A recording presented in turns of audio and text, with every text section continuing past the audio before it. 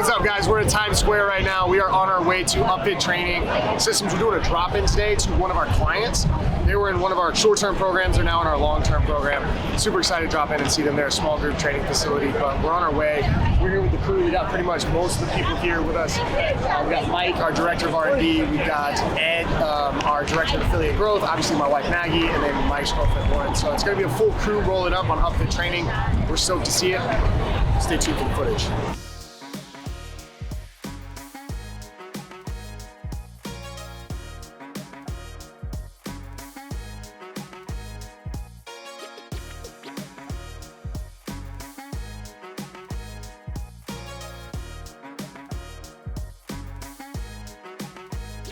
Let's see if we can go to that coffee shop. Sit down. Are we good to sit down? Chill?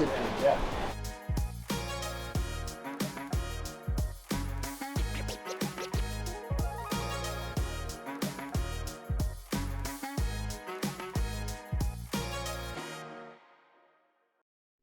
So you have this spot, you're doing 70, 75 a month.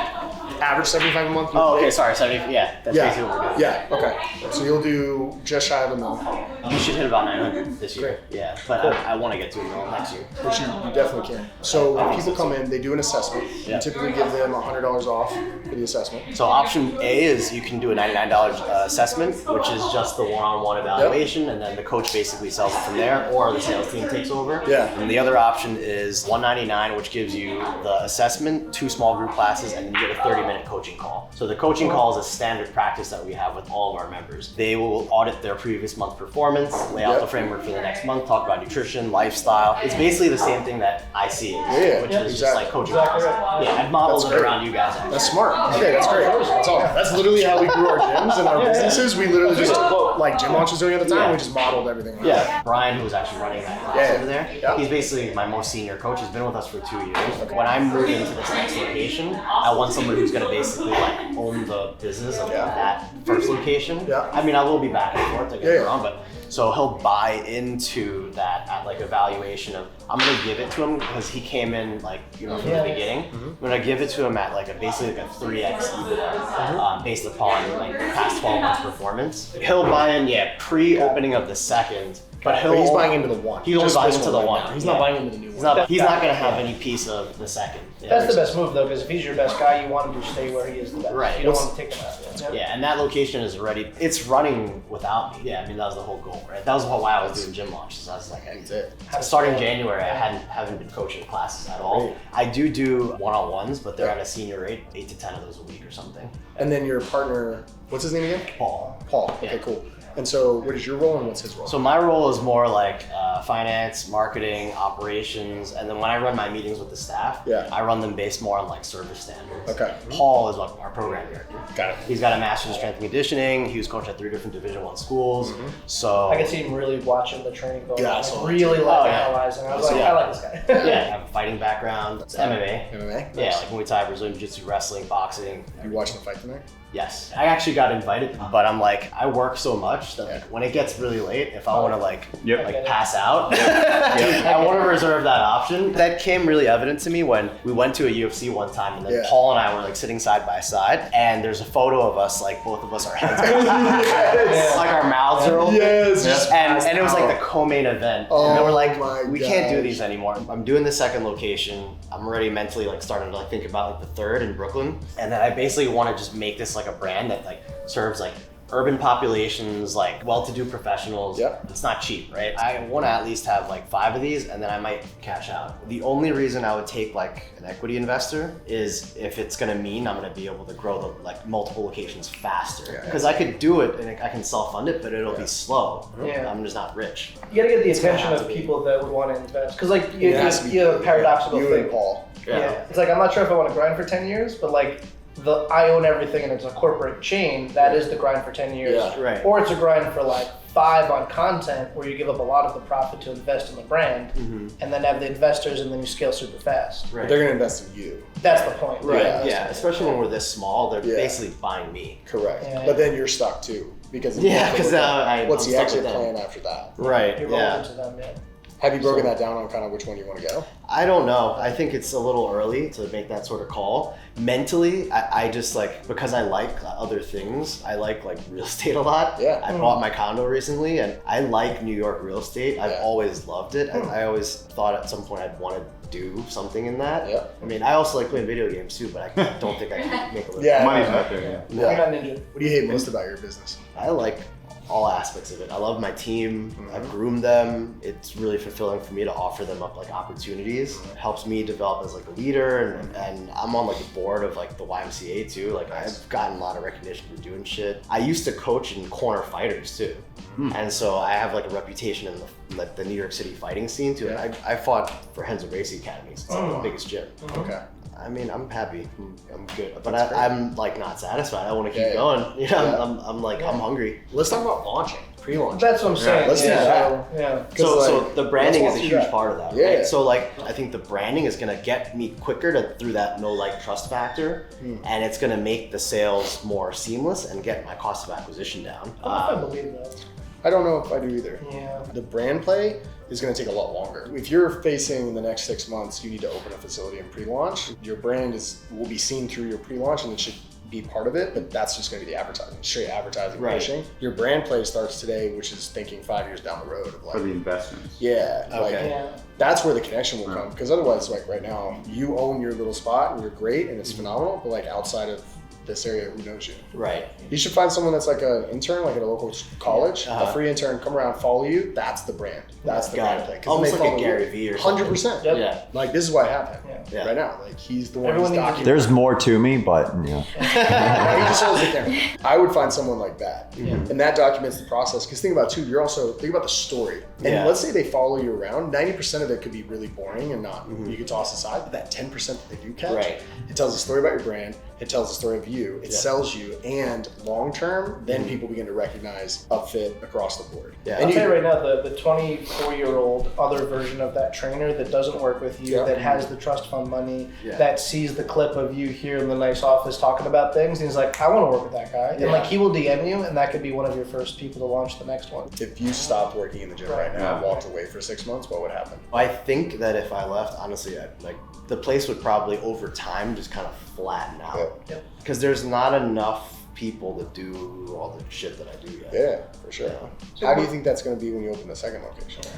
I think I'll still be around and busy, but then I think once the second location scales, then I could completely step away for probably months at a time. Yeah. Because I'll have enough staff. Uh-huh. This place just doesn't have enough staff yet.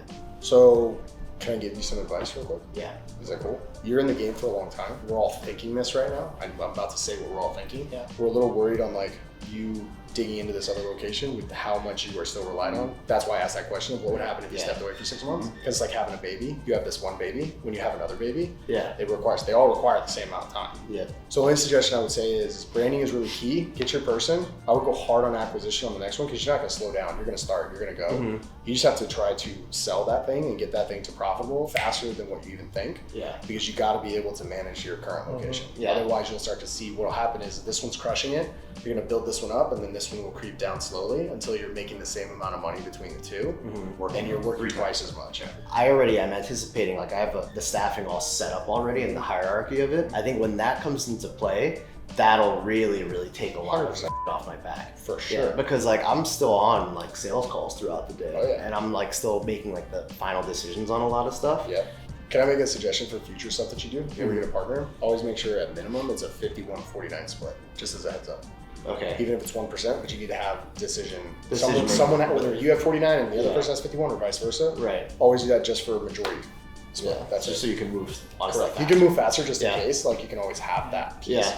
The challenge is right now, because I'm doing so much shit, is if I go from 2 leads a day to 16 leads a day, it takes time to work through those. And you're the one that works. You do all the lead nurture. I you do all the most of it. Yeah. Yeah. Let's just say I do a That's the good problem. 75% of it. Is Okay. the challenge. So I'm the Okay. primary stuff. Okay, salesperson. so that's okay. So That's that's now. Okay, so you need a lead nurturer and you need a salesperson now. And that's why I brought Chris on 3 months ago. Great. He's my inertia and fulfillment person, and I know I eventually need one more under me. Yeah. It's just we're not there yet. Basically, I think for your space, because of you're almost at capacity based on what you're saying, you probably need one person Right.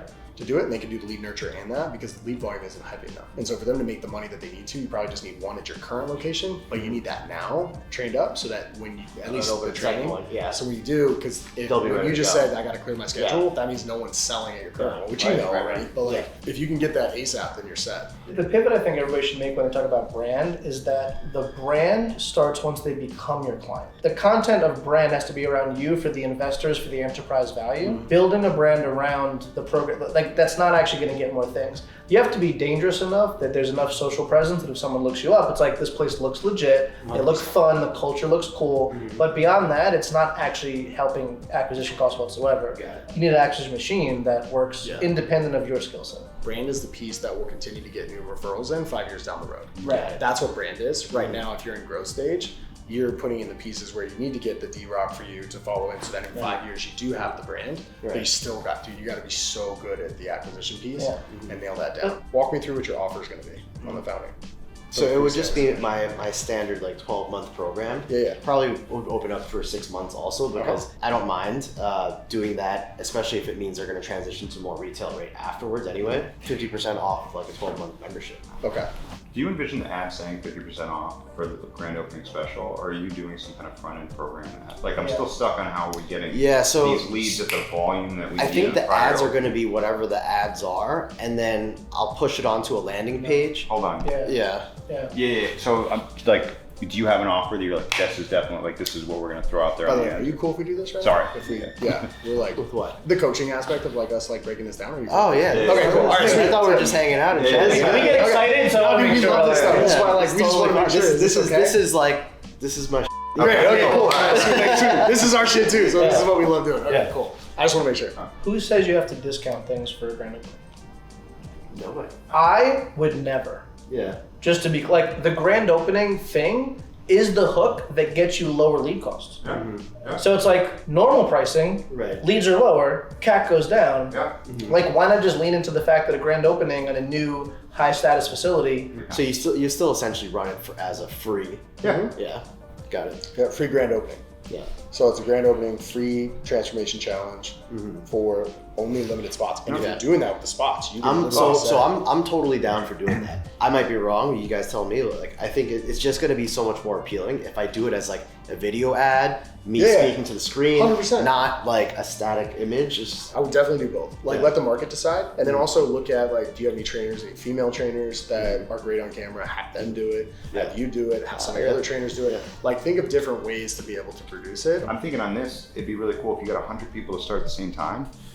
How amazing would it be to take this whole exactly. You document the journey, right, of every single person, right? And then if they all know that in 60 days you're throwing the craziest party for them that they've ever experienced, the before and afters, like now you're moving into more of the, what you want to do is like networking events and things like that. Like you can, 60 days after your opening, you are going to have so many success stories, right? That's a great idea. If you document through the whole thing, I mean, 100 people on this journey together would be incredible. Imagine if that's your soft launch, then your main launch is post. If you document this entire process, it's 2 months into it. Like 60 days your soft launch, and then you're selling for your hard launch. That's great. And then when you release this as a brand, now all of a sudden you've got this whole, the social proof. You've got the whole documentation of it. So now when you do the hard launch and the big opening, now everyone's like, this whole build up, right? We're only taking 100 people for the soft launch. This is it. We're gonna document the entire process. We're gonna record it. We're gonna throw a massive party, the whole thing. And then bam. And you have that camera person that's filming everything. You're getting testimonials there. You're getting it's a whole thing. So I'm thinking about what you really want, which is the people to look at the business model and be like, I want to work with this guy and I'll open up the next one. If you did $1 million in sales on 500 8-week challengers over 90 days, it's only 5 sales a day, which is not a lot. That's the story captured and documented. We launched at full capacity a semi-private, high-ticket model. We sold 500 people a $2,000 program. You'd get the attention of everybody in the space, and then you're good. You're golden. And you've recorded the entire thing. Because the soft launch and then hard launch is like the classic, but it's like, who says you have to do that? Why can't you just sell to capacity? I mean, your launch strategy is what a lot of investors are going to care about. I took over a failing gym, and I was like, the one thing that I was excited about was I get to just generate leads, nurture leads, and sell. And he actually ran the traffic for me. So fun. And we did 186 sales in like 6 weeks. And like, if I were to go back, I would have just sold for longer and spent more like that. But like the lesson I learned was just go to capacity before you open, because 100%. the moment you open, you money. lose all your attention and focus. Because you lose money. You lose money the moment you open. You're only making money while you're selling. And then as soon as you start having to fulfill, you lose money. And so if you can prolong that as long as I would possible. never open. Keep yourself. Next week. Just keep selling. Yeah. Don't do that. Definitely open at some point. So stage one, let's get someone in like Yes. you're doing right now, sales. Branding's long term, Yeah. right? Let's figure out an offer right now for your current facility to practice it, get it going, and then do your 90-day go hard starting I January. love it. I got my notes. Love it. Marching orders, basically. How do you guys perform on TikTok? I would try TikTok. I definitely would try TikTok in New 100% York City TikTok, yeah. because your DMA zone. So they haven't done like local radius targeting yet. So for a lot of people in certain areas of the country, a DMA zone, which is how they target, is way too large. Yeah. But in New York City, Yeah. It's like when Facebook It's- geofences, you do like a mile radius. I do a mile radius. you can't do that on TikTok. They just tell you, oh, you fall in this So box. you have to do call outs. So you have to do minimum of 3 location call outs in your videos, but you can absolutely do it. I was thinking about this literally in the bathroom when I was in there. Because you know aerobic base versus anaerobic? Yeah. Like the basic individual, the layman thinks like it stops and starts.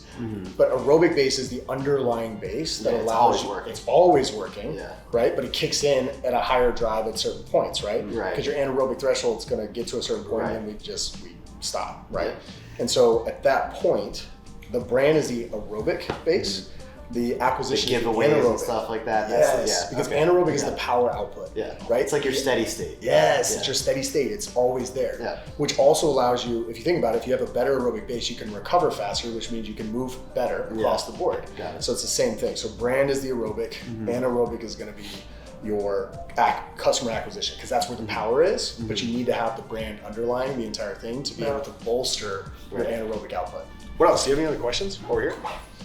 Not really. No, there's a lot of information. So Is it helpful? took a bunch of notes. Yeah, of course. Good. Yeah, Okay. super helpful. And I mean, I appreciate your time. Yeah, all you for guys. sure. It's been fucking I know you're not usually here on a Saturday, so I No, really but you appreciate know, it, man. this is like way worth my time. That's good. This is what we live for, dude. This is literally what we do like every day. Awesome. Well, hey, appreciate you guys watching this. Wes, thank you so much for having us Yeah, here, dude. This of course, is freaking man. awesome, man. Yeah. Appreciate it. Dude. Super stoked. Fucking man, this is so great. I'm so excited, man. Gym launch for life. I love it. Clip that. That was awesome. Okay, guys, so we just did the wrap up with Wes. It was really cool to dig into his business. Super thankful for Wes to allow us to come here. Plus, where we were able to sit down and meet and talk was really cool. It's a beautiful spot. As you can tell, the background's incredible. Really excited for his launch. So he has his current location doing $70,000 to $75,000 a month, and his next location is really cool. We walk through how he can pre-sell ultimately 500 spots and start day one at full capacity, and he can do that in 3 months. And so, for those of you that are watching, thanks for watching this. If you want to learn more about how we're able to help gyms do this, we've got a free download down below. If you want to learn and talk with our team to see if we can help you, just like we help Wes, go ahead, download it. On the next page, you'll be able to actually book a call with our team. They'll walk you through our process and see if it's a good fit. Either way, thank you so much for your time and attention. We appreciate it. We never want to take it for granted, and so we always try to make sure we bring enough value to you. So as always, if you like this, hit the like, hit the subscribe button, and we'll see you on the next video.